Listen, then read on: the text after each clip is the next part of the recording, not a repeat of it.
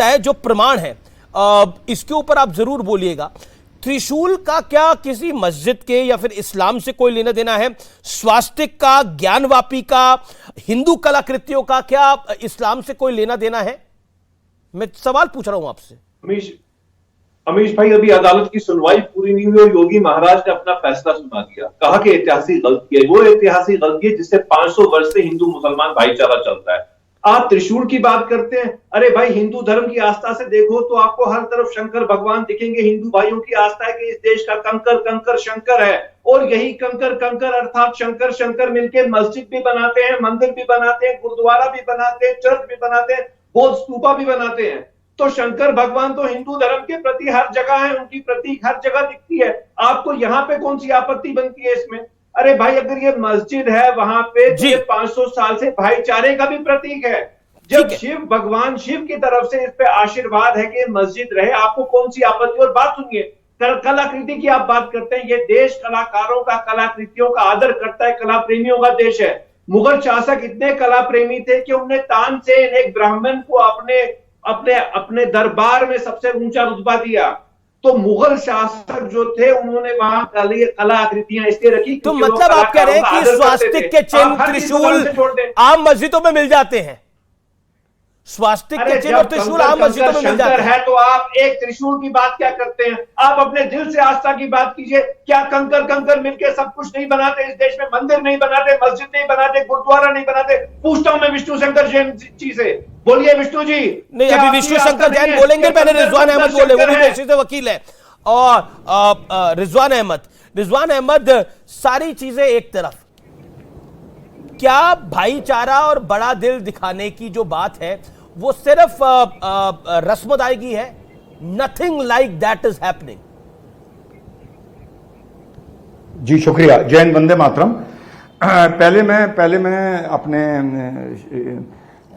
पठान भाई और शादाब भाई एक चीज पर ऑब्जेक्ट कर रहे थे कि योगी जी इस तरह से सब जुडिस मैटर पे नहीं बोल सकते।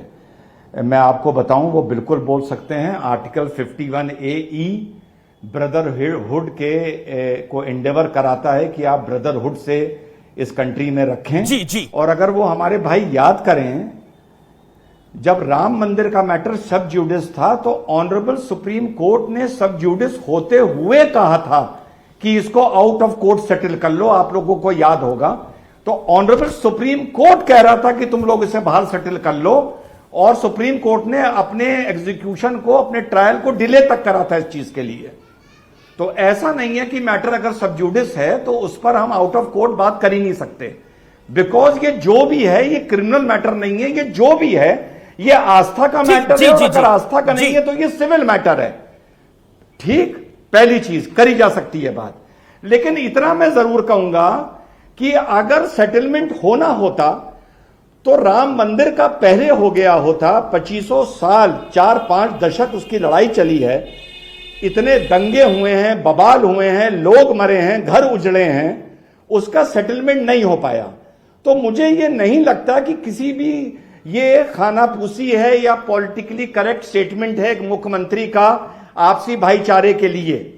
लेकिन एक बात मैं कहूंगा अमीश भाई, जिसमें विष्णु भाई थोड़ा सा रोशनी डालें, इसका सेटलमेंट अगर निकल सकता है, वैसे तो निकल नहीं सकता, पर हम मान लें कि भैया हाथी के भी सींग निकल सकते हैं, हम मान लें कि पश्चिम से सूरज उग सकता है, तो एक बार सनातन पक्ष को यह जरूर डिक्लेयर करना होगा कि यह लड़ाई एक्चुअली में कितने स्थानों की है।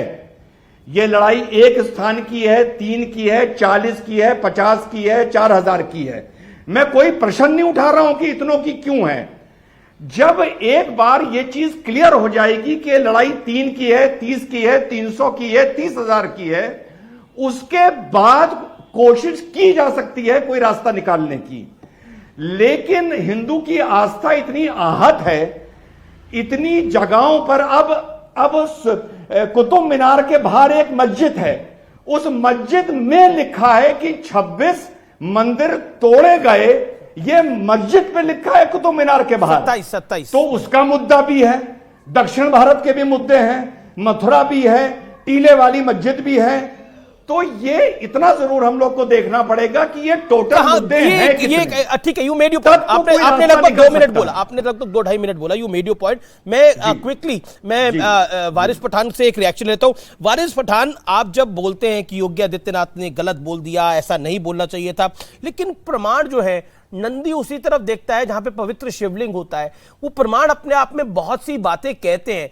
और क्या आपको लगता नहीं है कि इस पूरे मामले को, और मैं इसलिए आपसे पूछ रहा हूं कि आप एक जिम्मेदार नेता हैं, इस पूरे मामले का निपटारा करने के लिए आप लोगों को भी आगे आना चाहिए।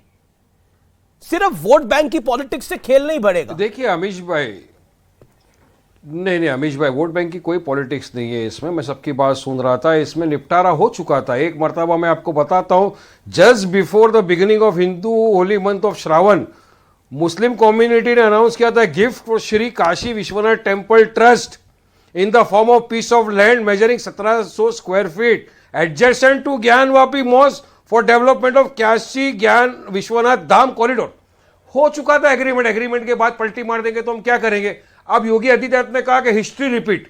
अरे हिस्ट्री के अंदर अगर आप देखे जाओ, स्वामी विवेकानंद का वॉल्यूम 7 आप पढ़ लेना, उसमें क्या लिखा है विवेकानंद जी ने, मैंने नहीं लिखा है, उन्होंने लिखा है कि जो जगन्नाथपुरी का आज मंदिर है वो पहले बुद्धिस्ट का मठ था, उसको तोड़ के मंदिर बना दिया गया है। तो क्या उसको भी आप वापिस से हिस्ट्री रिपीट कर देंगे?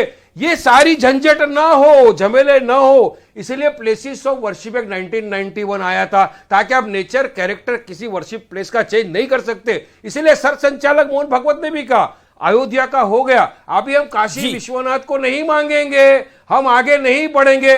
सारी चीजें हो चुकी थी, फिर भी अचानक से पोलराइजेशन, 2024 का चुनाव साथ में आ रहा है, बीजेपी को सब सवाल कर रहे हैं, बढ़ती हुई महंगाई, मणिपुर, जवाब नहीं। इसीलिए कल योगी जी ने क्या किया, कांवड़ियों ने यात्रा निकाली, ठीक है, रिजवान अहमद डीजे बजाया, करने दंगा करने लगे। लगे। एक एसएसपी ने आके वहां पे बयान दिया कि शराब के नशे में थे, एफआईआर किया। कावड़ यात्रा में क्या हुआ वहां पे चल रहा है, मुद्दा नहीं है।